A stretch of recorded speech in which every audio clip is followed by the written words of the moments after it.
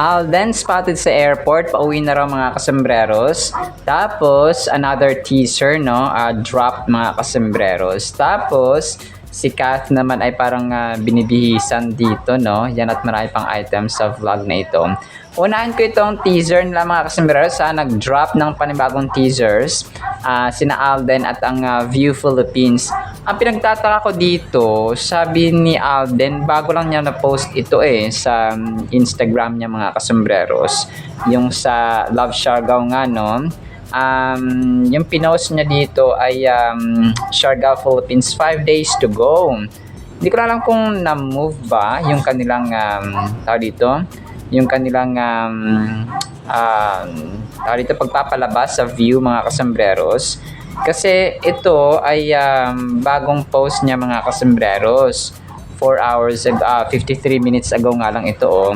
Itong nasa beach nga sila ni Nadine, ni Cara mga kasembreros, no? Kunwari ay parang nag-uusap sila or nagtitinginan. Tapos Love Siargao, 5 days to go.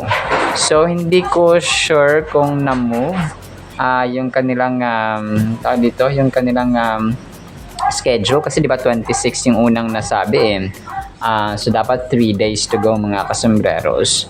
So pero yon, si Nate Gonzaga nag-post din siya dito ng mga photos, no? Siya yung may pinakamaraming kopya na pinost mga kasembreros, si Nate Gonzaga, na alam natin na leader ng A-team ni Phenomenal Box Office Cinema King mga kasembreros. So yun, dito ay parang nag-usap nga, no, sina Nadine at saka si Alden, no, si Cara at saka si Jao mga kasembreros. So yun po siya. Tapos speaking of Love Siargao, ang View Philippines, meron silang pinost na parang premium subscription, no? Kasi nga ito ay isang streaming platform, parang Netflix. You need to subscribe para makapanood mga kasembreros ng kanilang mga palabas, no? Or series mga kasembreros. So dito, pag 1 month subscription, yung i-avail ay 169 pesos. Tapos kapag 3 buwan naman ay 459. Tapos kapag 1 taon naman na subscription ay 1,290 mga kasembreros. Tapos pag HBO Max and View Bundle ay 349 pesos per month mga kasembreros. So kung gusto niyo pa mag-subscribe, no, ay go lang po mga kas. Tapos si Alden naman, pinost pa siya doon, no, sa Love Siargao. Meron siya dito, confirm pala yung gagawin ni Alden dito. Ano siya, kasama pala ito ng Code Gray mga kasembreros din na na parang shoot down, no, or parang eksena. Itong may bata nga nakasama siya dito, no, mga kasembreros. So hindi ko lang alam kung ito yung nasa Negros, no? Negros siya mga kasembreros. Parang ito kasi yung yung damit ni Alden dun sa Negros mga kasembreros. Pero yon, may kasama siyang bata, parang kiddo dito mga kasembreros, no? Tapos ay yon, nalaman ko kanina na parang pala ito, na gumagawa sila ng taping para sa Code Gray mga kasembreros. So abangan din natin ito, no, mga kasembreros. So parang ito nga yung damit niya sa sa Negros mga kasembreros. Pero yon, hayaan natin na malalaman din natin yan mga kasembreros. So yun po, no. Tapos next item natin, may pinost dito ang isang admin naka-maroon si Alden mga kasembreros, tapos naka-sombrero, no, naka-cap si Soiti mga kasembreros.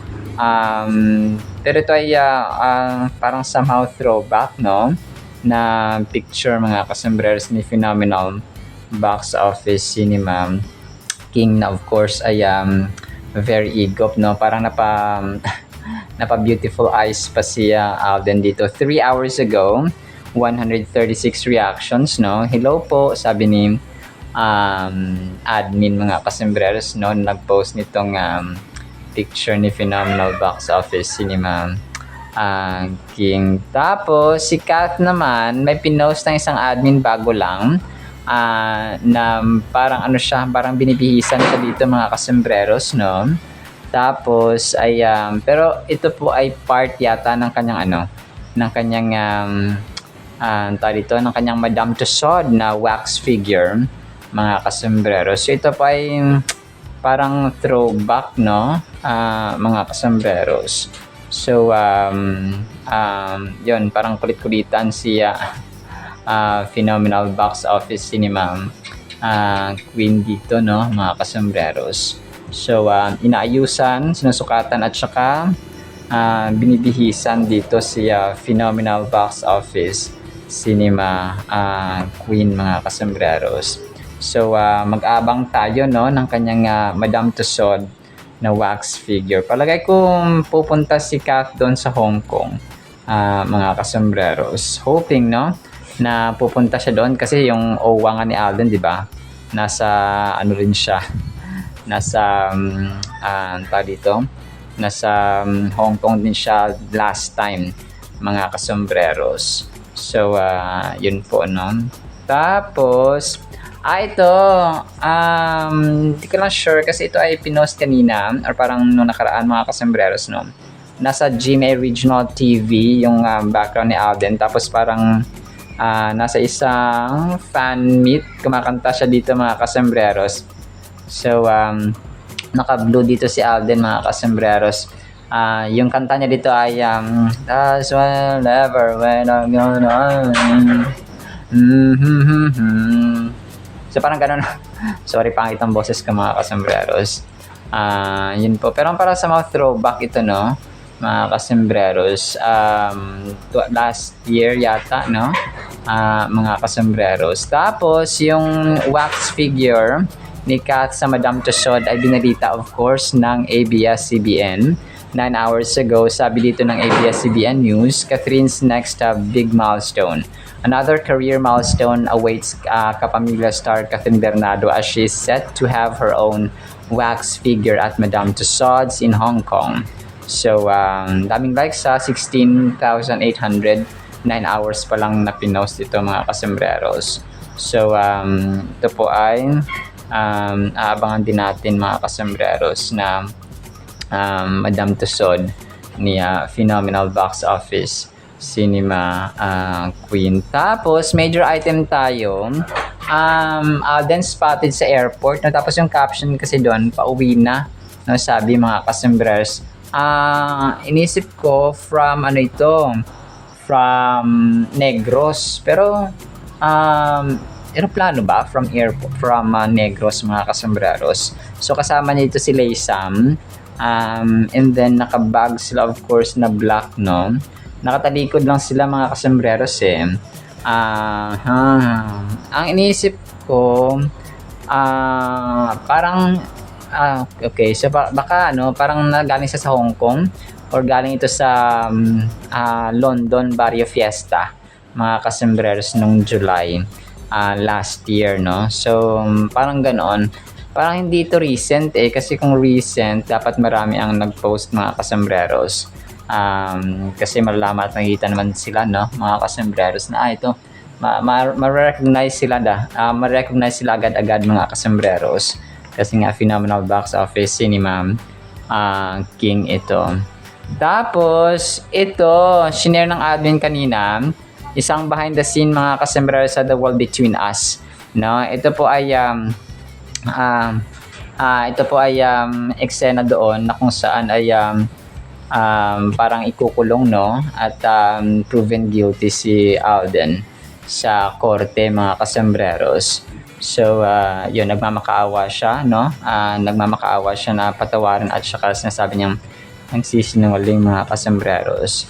So, yun, nakadilaw siya dito at parang ikukulong, ikukulong or parang ano siya dito, mga kasambreros. So, kasi nga proven guilty, no, ng korte. So, yun. Mamaya piplay ko ito para appreciate nyo. Pero, of course, ito ay throwback na, mga kasambreros and mga ka-fanatics. Tapos, ito, may isang fan pala nakapagpa-picture, no, kay Alden, mga kasambreros. Daming reactions sa 155 reactions ito, mga kasambreros. Sabi niya, finally, nagkita na po si Alden Richards at si Yaya Dab Chofela Valois. Okay. So, Chufela. Okay. Baka part siya ng Aldab dati, no? Mga kasambreros.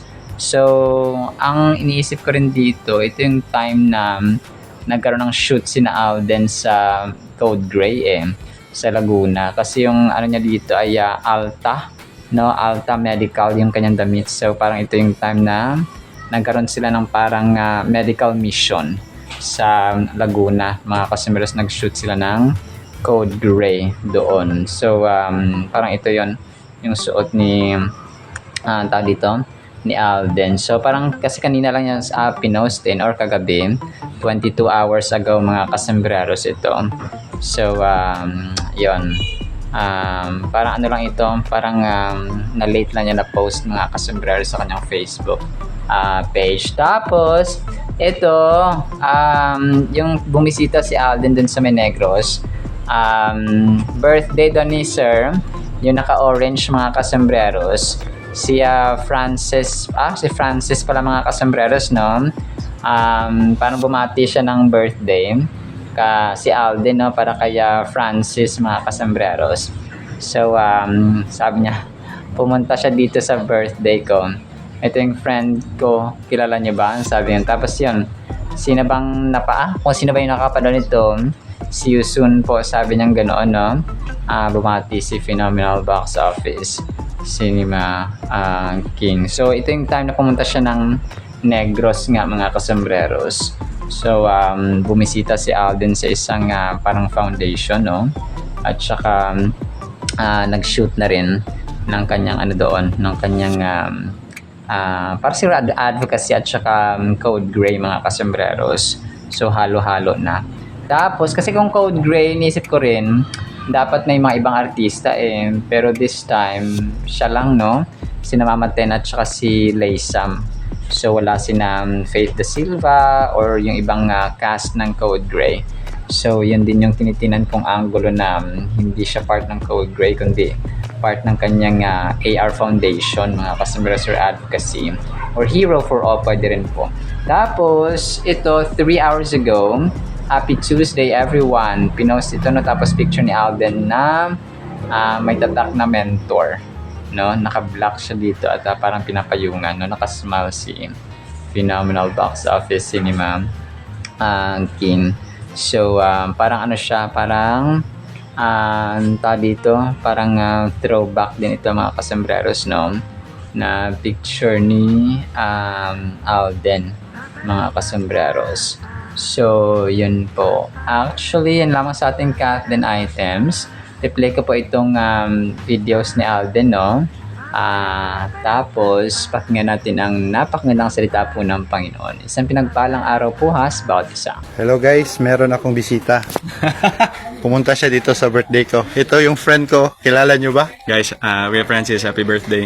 And kung sino man mga nakakapanood nito, see you guys soon po. God bless you. Thank you. Sige, photo lang po.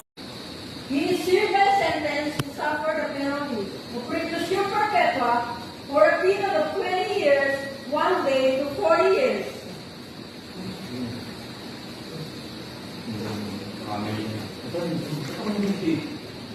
Hindi tama to. Lia, please. Maniwala ka sa akin. Hindi ako pumatay sa mami mo. Hindi ako. Hindi ko kayang gawin yun kay Ma'am Rachel. Lia, maniwala ka sa akin. Please. Hindi ko kayang gawin yun. Promise, hindi ko gagawin yun. Kasi sinungaling sila. Sinetap ako, Lia. Hindi totoo yan. Hindi totoo to, Lia. Hindi ako pumatay. Hindi ako pumatay kay Ma'am Rachel. Tawan mo ko. Sobrang power ng Word of God na ito mga kasambreros. Ang title natin ay Si Lord Pa Rin Sa Kalam. Bakit kaya, no? Well, definitely walang question doon, pero bakit ganito ang title natin? Proverbs chapter 20 verse 2, Every man's way is right in his own eyes, but the Lord knows the hearts. So ito pala siya mga kasambreros, no? Kumbaga pa alam na alam ni Lord yung ating puso. Kung ano yung laman nating puso, mabuti man yan, masama, marumi ba yan, malinis mga kasambreros. Sa ating buhay, tayo po ay maraming plano. Okay? Kung gusto ko to, gusto ko yan, gusto ko to, gusto ko ganito. So, tama naman po ito. Okay? Tama po na mangarap tayo, tama naman po na meron tayong goals and ambition sa buhay, especially kapag may mga anak na tayo, no? We have that sense of futuristic style of mindset, mga kasembreros. Kasi syempre, no, yung mga anak natin, no, sila yung mga susunod na mga generations, sila yung susunod na mag-aalaga sa atin, for example, maging future ng ating pamilya. Sila yung kung pa mag-aahon, no? Kung pa yun yung ating goal dapat. Sila yung mag-aahon sa atin sa kahirapan kung tayo po ngayon ay nagkikahos, no, or naghihirap. So, tapos marami talagang desires ang tao. Kung pa nature na talaga sa ating mga tao yung marami tayong ambitions, marami tayong goals na gusto ma-achieve, mga kasembreros. Kasi ang tao lang pangarap ay may differentiation sa isip, mga kasembreros, or kung mga pa hopeless na yun, kung walang pangarap, mga kasembreros, dreamless, no, kung mga pa, no, jobless ka na, dreamless ka pa, mga kasembreros. So, okay naman po na mangarap tayo. Okay, kung pa nasa commandment din actually ni Lord, no, na dapat tayong mangarap, mga kasembreros, and He's a God of dreams, no? Meron si Joseph the Dreamer, no? Talagang nagtatanim si Lord ng seeds ng pangarap, mga kasembreros, sa tao. So, pero sa pangarap na yon dapat nakasentro ang Diyos. Okay? Kung nangarap tayo, tapos selfish ambition, kung parang sa ating sarili lang ba yung benefit, no? Kung nagiging makasarili tayo, it's something na hindi nakakalugod sa harapan ng Diyos, mga kasembreros, kapag nangarap tayo na pansarili lamang yung ating iniisip. So, definitely meron naman kasing personal dream at saka family dream, corporate dream, no, husband and wife dream. So, ganoon siya. No, pero most especially, kapag pamilyado na ang tao, meron tayong dapat tinatawag na corporate dream. Kung you're not just dreaming for your own, but for your family. No, so ganoon siya, mga kasembreros. And ang pinakamahalaga dito talaga sa lahat, mga kasembreros, ay yung pangarap na ang Diyos talaga nakasentro at siya yung bossing. So, sinasabi ko ito kasi marami tayong dreams, marami tayong goals sa buhay. Pero, ang purpose, ang final say, mga kasembreros, ay kay Lord pa rin. So, ganoon siya, mga kasembreros. Kumaga pa, yes, we can have a multiple of dreams. No, we have left and right. No, kumaga pa, nakalista pa yung mga goals natin. So, we can work them out. No, pwede natin silang kumaga pa ma-achieve. No, let's say, mag-aasawa ako ng by 28 or by 29 or by 25. So, tapos, alam mo yon, so may mga goals tayo na dapat gantong petsa, gantong taon, gantong... So, ganoon siya, mga kasas. Pero si Lord pa rin ang sakalam because He has the final say. He has the final authority, mga kasembreros. So, kung kaya sinasabi natin na, or sinasabi ni Lord na we trust Him always. No, we trust not ourselves but God. Because kahit natin without God, kung hindi siya fulfilling, hindi siya purposeful, mga kasembreros. Yes, tama naman na mangarap tayo, tama naman na maging goal-oriented tayo, na meron tayong mga pangarap para sa ating sarili at sa ating mga anak, for example. So, tama naman yon. Pero make sure na yung ating pangarap ay, ako talaga pangarap ko makita sa TV, not only for myself, no, but to promote and share the gospel to a larger audience, mga kasembreros. So, kumaga pa yung ating goal ay hindi lamang sa atin, kundi lalong-lalo na makapag-share tayo ng salita ng Panginoon sa mas maraming tao. Kasi di ba kapag sikat ka, so you can use your fame, mga kasembreros, para kumaga pa magbahagi or bahagian ang maraming tao ng gospel. So, yun sana, no? Pero yun, no, sa lahat ng ito, ang Diyos pa rin ang sakalam at He has the final approval. So, para tayong mga empleyado, tapos gagawa tayo ng suggestion, gagawa tayo ng presentation, gagawa tayo ng proposal, na parang ganoon siya, mga kasembreros. Tapos, pag gumawa tayo ng proposal, ipipresent natin ito sa ating bossing, sa may-ari ng kumpanya. So, the bossing or the CEO, the president, has the final approval or rejection. So, ganoon siya, mga kasembreros. So, pero dito, no, ibang usapan ito, no, na sinasabi ni Haring Solomon, mga kasembreros, because kung parang tama tayo sa ating paningin. No, kung lahat ng aking gawa, lahat ng aking ginagawa, lahat ng aking action ay tama. kumbaga ang tao, sasabihin mo na tama ako parati, wala akong mali. Pag sinabi magnanakaw ka, kahit na obvious na hindi niya akuin kasi nga ayaw niyang matanggap at saka ayaw niya makulong, no? Parang something like that, no? Kapag politiko na sinasampa ng kaso na ganito ganyan, pero ayaw niya akuin kasi nga takot siya makulong, no? Parang ganoon mga kasembreros.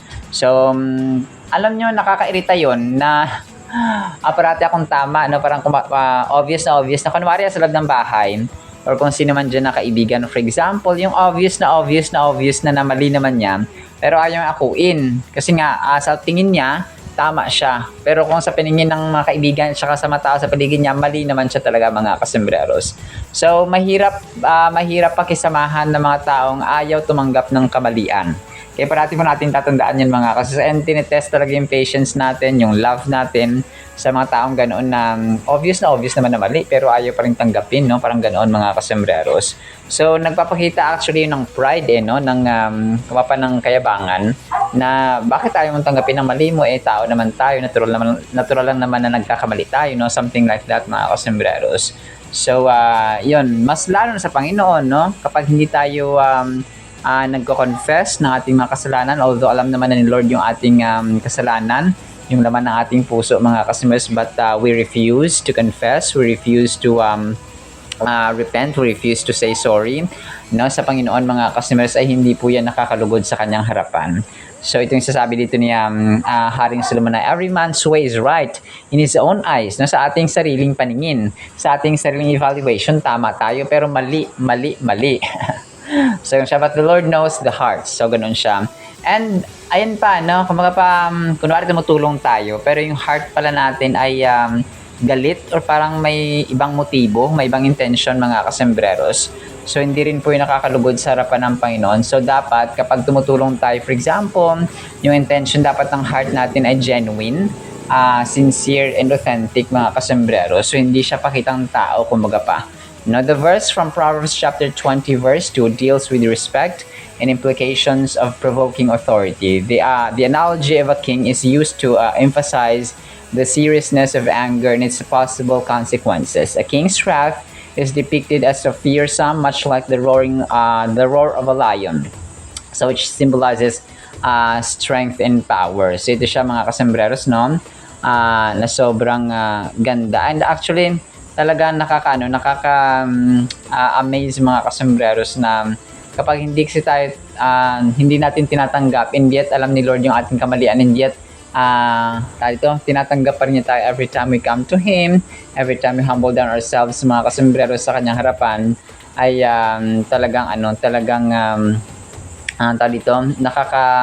nakakapanlumo at saka nakaka-inlove yun mga kasembreros. So we have to we really have to acknowledge yung authority ni Lord dito kasi kung sa atin tama tayo, kung sa atin may ginto yung ating tapos si Lord pala yung final authority, so useless din po siya mga kasembreros. So we have to acknowledge really, no, yung authority ng Panginoon mga kasembreros sa ating buhay. In general, one of the biggest lessons we can learn from Proverbs chapter 20 verse 2 is the significance of understanding authority.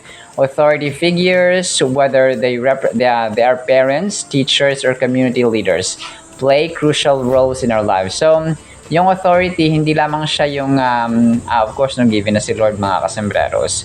So, yung ating magulang, yung ating mga guro, yung ating mga leaders, no, yung ating mga purok leaders, mga barangay chairman, for example.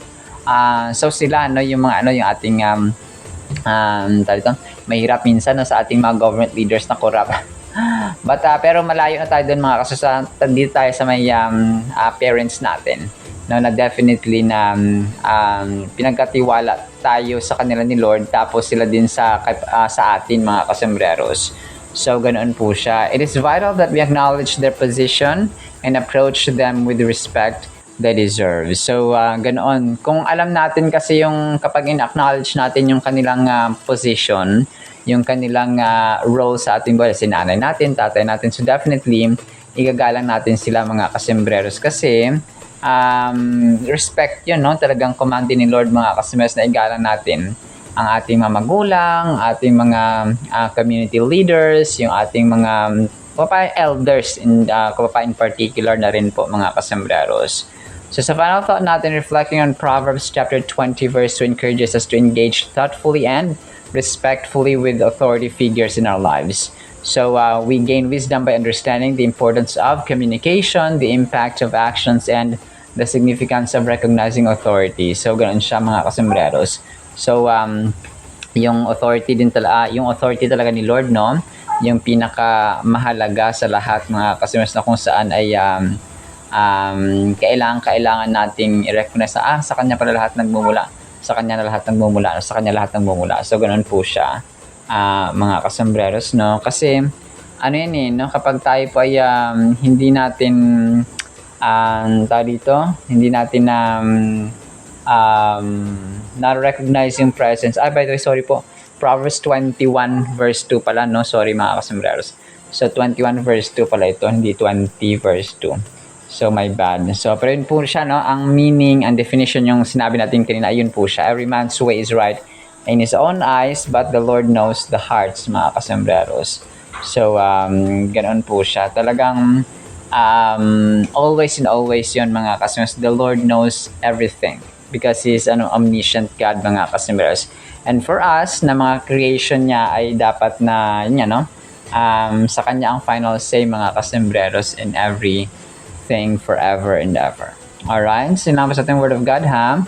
Nakapagpapalaan po tayo ng pag-ibig, pananampalataya, pag-asa, and recognition, pag-acknowledge ng power, ng authority ni Lord sa ating buhay, because He's God and we are just human beings. In the mighty, holy, sweet, magnificent name of the Lord Jesus Christ, we pray, with the communion of the Holy Spirit of the living God, and everyone said, Amen and Amen. See you sa next segment, mga kasembreros, and paalam po. I love you all.